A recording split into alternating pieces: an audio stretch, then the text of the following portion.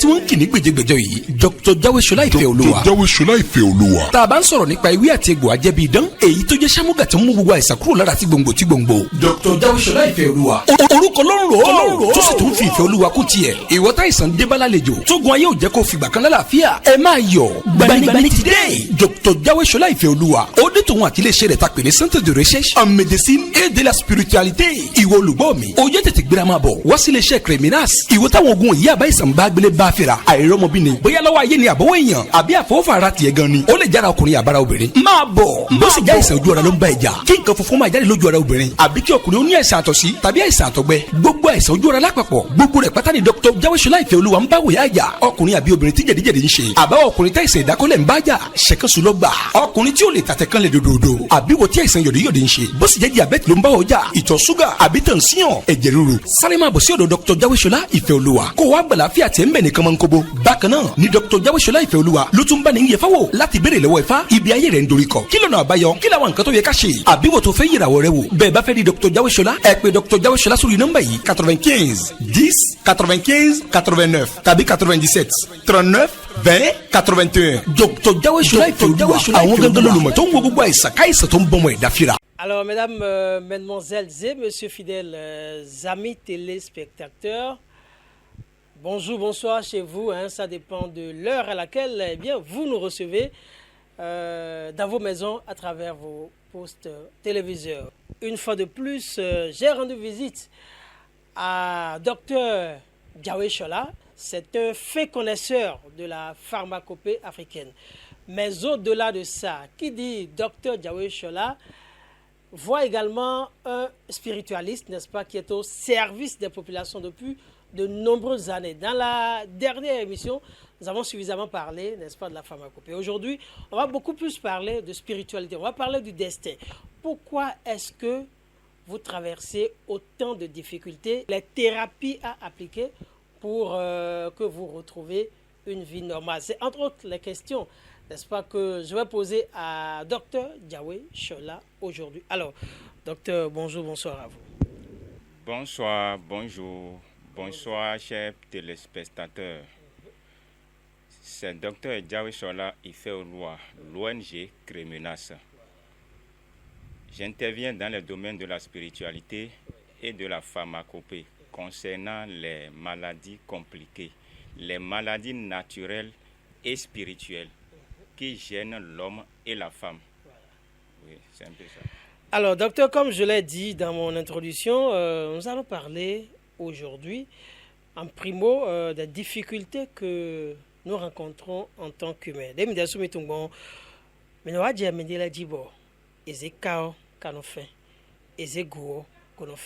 Nous début de ouais alors étant dit nous quand on nous compon bidea newe esi routi megbondo gbigbo pa hui ena chenmi memo hoi mi kambio eno wa mekege biyo wa vovo ewe mi ren ewe zo mi na mondo medele azo vovo mi no mlo gbeme ma u ren na mlo mi na wa zo ro po bo na mo kwena ma u ren na zemi do ten do po me mina do kwedo po ma u rena de dagbe kede do pe o me bona de nyanya si me to we ka blogbon mo a e blogbon mo mi de risu na dia e we zombo e da me do akwe je niveau de e da me do akwe do ba me e le da me de be de le yido e da mi ume nwe mi cambio ene o betole no wonu mon coton destin de sin homido mimi ayon le mi yodo ìpín kádàrá ẹ̀dá lórílẹ̀ ayé ìpín destin bi o wa metan e je mi le yodo kádàrá de do mi de lo me gege no won jodo bono do wezun lo de we na zangbon ewe yen na zangbon a mimi bi na do kwe tí o mi si do kwe obodo dokun do po a mi na do hu mi de. Bon, on a gonflé mon domino. Kadara destin, le destin. Il y a 3 destins dans la vie de l'homme. 3 destins dans la vie de l'homme.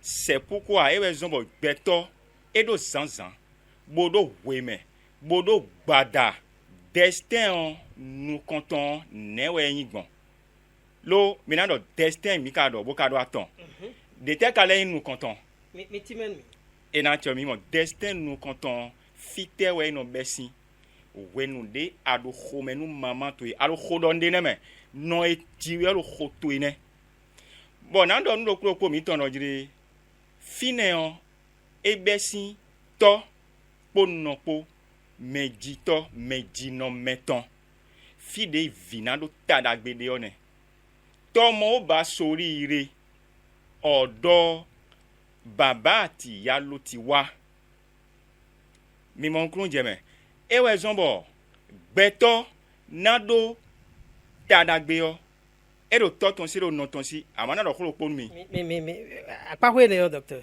mais na timen mi ganji mi do bondo video ponado tadagbe yo edo toton po noton posi e wa bi o wa nu konton ne wa edo toton po noton posi bon e na che mi mo nu ezan lo mo e lo tra la o mama si tí ọmọ bá soríire ọwọ́ òbí méjèèjì ló wà ṣùgbọ́n ìyá ni ọmọ fi ń soríire jù nu ena nyɔnu sunu nyɔnu de gbɛtɔ dziɔ tɔkpo nɔ posi wɛ nɔ gosi àmọ́ nɔtɔn wɛ ń da xɔ ene ló nɔ wɛ na hɛn wɛ do xɔmɛ mimɔdu adze xɔmɛ nu nɔtoe yɔ fine wɛ destin to wa de nyanya kpo dagbe kpo ezɔn ha gbɛtɔ nu sunu nyɔnu nɔbiɔ sun de lɛ tɔ de lɛ dɔ nu asi ye tɔn mɔ xɔ hun yeni tɛnkpɔn bonɔ do sùúrù bonɔ zan dzidzɔ ye tɛ lo dzidzɔ nyanya zan xa yi wɛ nunɔ tɛnkpɔn kaka me nunɔ dzɛte lo tɛ wotu nu nyɔ lo xɔ viyɔ tɔn bɔn viyɔ lo xɔmɛ ni bɔn tɔ nɔ si xɔmɛ de viyɔ na si xɔmɛ na azi lo viyɔ dzi vi mɔ nkɔtɔn tɔn xɔmɛ sisi nɔ vi mɔ nkɔtɔn na yi nuyi dɔ nɔ lo xɔ bo la dzo dzɛwɛ yɔ viyɔ na gbɔn adzo kpa dzɛwɛ nu esu nu viyɔ lo xɔmɛ bɔn nɔ lo kpetse nu tɔwɛ abe lo kpetse nu mɛ de wɛ yɔ kpe yɔ viyɔ na hɛn kpe yɔ kpɛ de tɔn de mɛ fi de yi kpi mɛ si bɔ ndɔ nɛ lo tɛ wotu fi ne yɔ viyɔ lo lã mɛ e do xumɛ e do humɛ hun wele wɛ tsa bo ati xɔmɛ nu mama o hun ene yɔ le nu etɔn hun na kan bi yɛ dzɛn wɛ fi ne mɛ yɔ minɔ yɔ ne dɔ ìrìn àjò ɛda voyage gbɛtɔ tɔn do gbɛmɛ le voyage de l'homme sur terre s'il quitte le ventre de sa maman si un enfant est né il doit avoir toutes les possibilités de la richesse pour pouvoir bien manger aisément pour être à l'aise dans sa vie. C'est son père et sa mère qui vont cultiver ça dans son ventre, dans le ventre de la maman. Dans le ventre de la maman. Oui. Docteur, on n'a pas assez de temps. On vient de parler du destin numéro 1, je vais le dire comme ça, qui est lié, je vais dire aux parents, au père et la mère. Oui. Maintenant, parlons maintenant de ce que nous allons baptiser le destin numéro 2. Ok. Mais mon destin numéro 2, un on dit pédophile. Dans l'un là, le numéro 1 là, tu vas hériter de ce qui se passe dans la famille. Fine raison ben on doit mais les léo et non jason les lo filé. Bon hériter à son mon coton. C'est pourquoi certaines maladies sont héréditaires dans la famille. C'est le destin numéro 1 qui est dans le ventre de la maman. Et raison côté les fine raison ben ou gbede et mi korirani no un à l'autre wa. Donc na gosi na jibo deux oji ble won lo mi si lo bisese a. Et ne deux oji yo e wa wende a jete si homenu no toy. Boy jiwe yo wende jiwe yo lo wende maka o jiwe ya bon male vole ko lo goto pere wende ma o jiwe ya wedo so abion de le lo home mama toy nu de abio ado mi na mo nu le lo gbeme emi na blo le lo gbeme lewe mi na blo lo gbeme ado ene le bi nu mo koton le wan bigbo me fatu horoscope toy de we so abio nu hwede bo jan wa yin ne wende ajanton ne me do nu lewe na blo wende amatlo titon e awelu we go yin we na uton mi mon kun je mi auton e wen destin we go bi o wa hwede suton e de ouais soit biore le maman tu étant le poids mais ce que tu as demandé dans le ventre de ta maman toi-même tes désirs dans le ventre de ta maman c'est le deuxième destin. Le deuxième destin. Et né. Docteur, parlons maintenant du troisième. Troisième destin, et ouais, non, y diwe aye. Kandi. Awa gbeme, o sokale, ça y est, on billet, ça y est. Tu es venu au monde, à jete wesi, o sokale, et ouais, a fo jete fa. Gbegbe de a jete do gbeome, o sokale, ça y est. Date de ouais diwe, moi de ouais diwe, énergie de ouais gouverner tant et de a wao. Grande mais ouais, esprit de ouais gouverner tant de mais ouais a wao. A fo jete fane, a jete, o sokale, ça y est, a kose jaye. When a jete yo, fi de a jete do, mele yo, ne we ni dowi. Amo gbeto sunu, bomo gbeto yonu. De a jete we ren. Horoscope bohen a fo jete fatwa na time ne clé no fine fiela na yi pede parce que si time bia mais na time no clé o me quatre éléments de la nature de ji mi de yo mi na mo johon mi na mo ikungban mi na mo sin bo mo afefe ari mi na mo sin a siyan weyin eau l'élément eau l'élément feu weyin mion l'élément air et l'élément terre c'est les quatre éléments de la nature. Nous sommes liés à ces quatre éléments de la nature. Sinon, n'abesi afefe weni johon, élément air en Yoruba. Afefe meon, dans afefe qui est l'air là, weni johon, mina mon verso. Verso, yo vole do konamon, o kanameji. Ewe Yoruba do kanameji, lo fadume. Ewe fon yodo a kanameji. Fineon, johon tewe menele yin, no johon teme elevode, élément air teme. Afefe oni binu, menele, yedewe no sinchome gege. Menele mewe minamo vaisseau, o kanameji a klameji. Minamo jemo me minamo osa iwori. Sawoli, ewe jemo oni, lo mide gon lo Afrika gbeji. Menele o, yeyin afefe alawada, blague no lewe. Afefe lopo de élément air johon, minamo balance o barameji. Ewe fon yoda blameji. Menele o, yeno ba, yeni millier ye ya, yeno ba l'infin khoa. Élément air one, mi ko sin minamo élément air, mais élément eau. Élément eau yen ni omi, tamu, si mi nonu. Mi mo johon do dai, de no fundo mi bo mi no mo boje. Si mi nonu, bono le, bono dan nam no blombi na menele we deme, a jete do fine on. Et dele we yeme yo vo yo do poisson. Bon mi de yo do ose meji, si on kwegbe. C'est la maison au Semeji dans le phare. Mi mon konje me au Semeji, Temeji e fondome. E we yin sin e de ton sin tere yin, sin de non kwi bo manon wa dan de dian. E we de yin mi mon cancel o mi lo po me élément e o me sin o me. E we yin o gbeyeku enfant ene àwọn omi alágbára. Hon non le ne mi mon konje me. Ewe yin Simon Koton, mi mon scorpion eka ati ogunda kaguda fonwe do bon. Docteur mi ko do bibe me do mi kwansi hu time bio. Si time bia, si temi élément le bia. Do wenu lo élément lo po edo eton, mais do besoin lo nwe do mi de lo me ni contacter mi. Voilà, mi fle mi alokan. Alokan mi ton plus 229 01 97 39 20 81.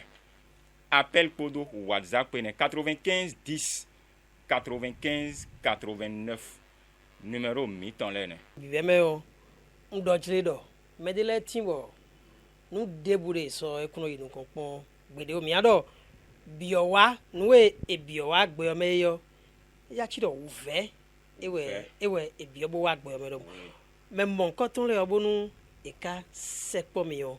Newe misi hu dalo e bon etelewe ka lo misi o mi ren mi na soda sinwe bona dalo ida e ne mi mo nu ene le o nu teme we de bona time clé o me di destin atongo na time clé o me atongo we ndo ndo ezire jete wa gbeme jiwe abio gbeme mi na do bienvenue dans le monde du bien et du mal finewe anamo mi non les sin khode sorcellerie sin khode fine we ay hongbe si awan benue kakaze ikpe mavo tue fide luti besione atongone bon nous mi cambiole o ndele de nous quand on voit ana consulter afo jete fatue bonan tunwe lo fine afo jete fatue wendo ana tunwe afo jete fatue non prénom tue date de naissance tue non tue 5 ayo mi na renseignement ya kanale bi e o consultation wenjamblo do bezan teme e ne onu ejije di trolo di on wenye amo afo jete fa wena do zanzan weme gbada azo e jamblo bezan tome on di nu e na blo bezan tome on di e we na blo bezan tome ya de ye na blo e lo wen sunton e o atu wen sunton koklo wen sunton Arwane wen souton, agbo wen souton, afo jete femme avec le voyage mi tomba mi de irin ajo mi lo nfe wo o ba ti so be ati mo pa akose jaye afo jete fa ere anapon. D'accord. Mi go si fine on, mi no ye nde do ose pegunrun on di. Ne do pegunrun Yoruba o, nu eyin, nu le renu me. Pe de mi ko ze wa sin no mi ton sin ho me. Do destin mi ton me.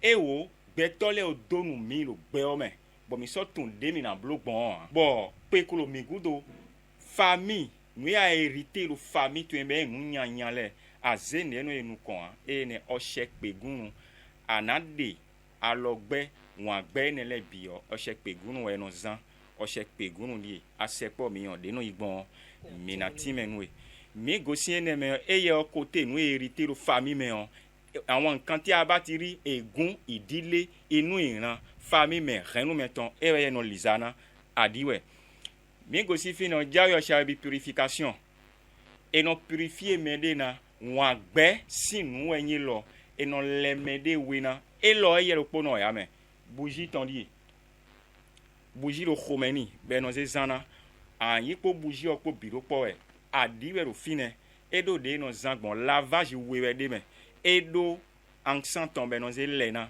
purification jayo shabika an le nyanyasi agbazame bona ozu vi yoyo lo ay ronsi nu kume purification we no blo we chobo no zan we na zan le mama ay ronsi alo lo menwo ye no de alo sin ay zan chance nu e no wazoa e zan wo le sintie no wazoa alo nyanya we an zan symbole le obo me ba agbaza na me be no an do mo no je e o azan de onu na mo ten wazolo otutu e mi go si fine mi no yo ni do eyonu àwọn àgbà me ho mi no le nu eyin nu bo so seleri hen gble nu e na de alosin mi jo edobo mi jo edo ni lo gbeton ye ze wo pe bo sun ye o na no e o me lo vi mi ton mi jo edo ni lo gbeton e ne e se eyonu àwọn àgbà de zan de o ezon me alozi zan we o nu de mi no le me ho le ye bloqué yo et n'a débloqué facilement l'ouverture des postes nawanoué. Ça fait que les gens vont t'aimer. Ça va débloquer ce qui est bloqué entre toi. Concernant l'esprit de la nuit, les énergies négatives, ça va te délivrer. C'est Jawi, Oshe, et Yonu, Awon Agba. Tabatin lo, Oshe, Yonu, Awon Agba. Ayo Yonu Sini. Agbalagba, Omonde, Tokuni, Tobini. Wọ́n yọnu sí ni yóò jẹ́ kí gbogbo nta bá ń lò kí ọ̀nà kó mọ̀ sí ẹ̀yọ́nu lọ́ba àwúre káwá ẹ̀yọ́nu kan àzàn ẹ̀nẹ́lẹ̀ bídè dọ̀ǹde ọ kó àìhọ́nà mọ̀dọ̀ mẹ́lọ ló gbẹ́ ọmọ ẹ̀ hàn pa hàn wẹ̀ dé àdó hàn gbọ̀n ẹ̀ gbẹ́ ọ̀nà yìí mẹ́ gbọ̀n alo yìí wẹ̀ diyan àfọ́n ẹ̀ máa jíwé gbé bá so àzọ̀nọ́pọ̀ nẹ́ ẹ̀ nẹ̀ ẹ̀ wẹ̀ zọ́n bọ̀ échelle wẹ̀yìn gbẹ́ ọmọ la vie c'est de l'échelle. On ne devient pas grand un jour. Ça prend du temps. Et par exemple, wende a je niveau de adona general zanji ba yona ke alobo yiwe. Et we a je jawe o she ran she a je zanji o a je o richesse we no imo land richesse we no imo. A she ran she a je c'est pour la chance, pour l'évolution. A imere ba lunde sawe boutique de we ado e wa zo de we anowa bonu kon yi no de nu we gbede ya. E o chance no we do no de nu e.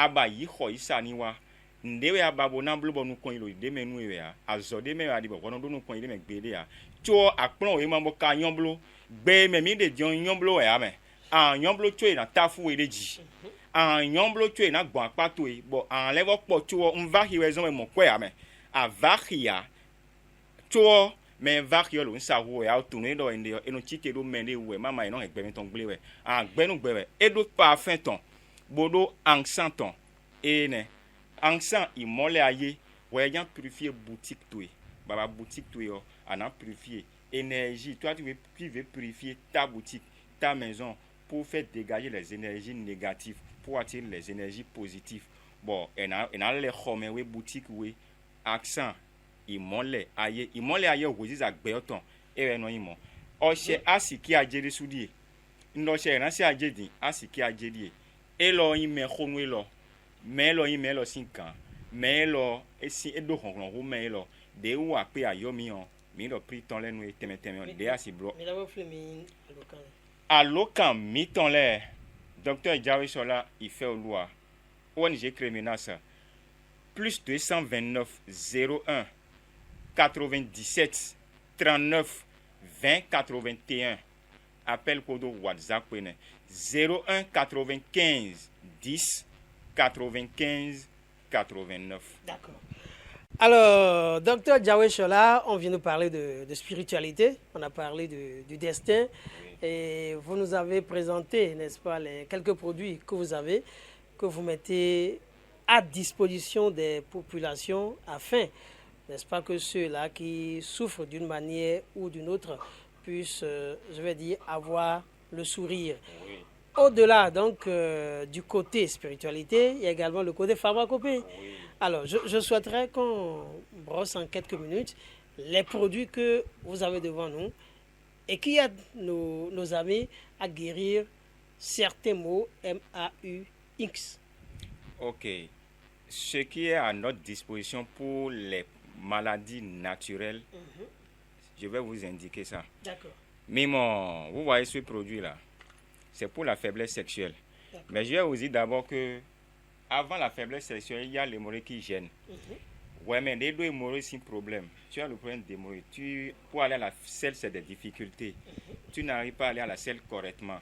Et 2 jours, 3 jours, 5 jours avant d'aller à la selle une seule fois, là, c'est l'hémorroïde qui te dérange. Mais mon con, hémorroïde n'a deux yanoué. Bon, il y a quand même un verre et non y a un rond. Tu trouves du sang par la selle. Au moins, il y a un jet. Abia l'ino doué. Koume. Non, il y a deux, sinon, il nous quand même grandi. Et oh, il y a un ton, l'hémorroïde interne ou externe. C'est ce produit. C'est des packs. Le pack, il y a le liquide, la poudre, le thé et la pommade. Nous mettons ton dans les nous pommades. Et bien, Jawe et Mocapte. Bien aussi fini un Jawe Gonocapte pour les infections sexuellement transmissibles chez l'homme. Infection anodado et non mewe. Anodo ron, anodo sinwewe. Abi ador dans ton et non veut tu vas ador dans ton. Ouais mais un problème d'infection lo ou tout Sono et bien nous en Jawe Gonocapte pour les infections sexuellement transmissibles. Tu urines du sang ou bien un liquide blanc sort de ta verge avant de que l'urine même sort. L'urine n'arrive pas à sortir correctement. C'est Jawe Gonoka pour les infections sexuellement transmissibles. Il y a le liquide, la poudre et le thé. Mais aussi finir le Jawe Power Energy. Jawe Power Energy, c'est pour la faiblesse sexuelle et l'éjaculation précoce. Pour l'homme, la femme qui a la fragilité là, qui n'a pas l'envie sexuelle, c'est Jawe Power Energy. Si on est le Jawe Power Energy, et le Power Energy, nous avons si on peut nous quitter ganji, et nous avons et non lin, éjaculation non le lent, si on y a au temps. Donc même quand on infection les cas qu'on doit amener les si on peut nous serrer un bigongon.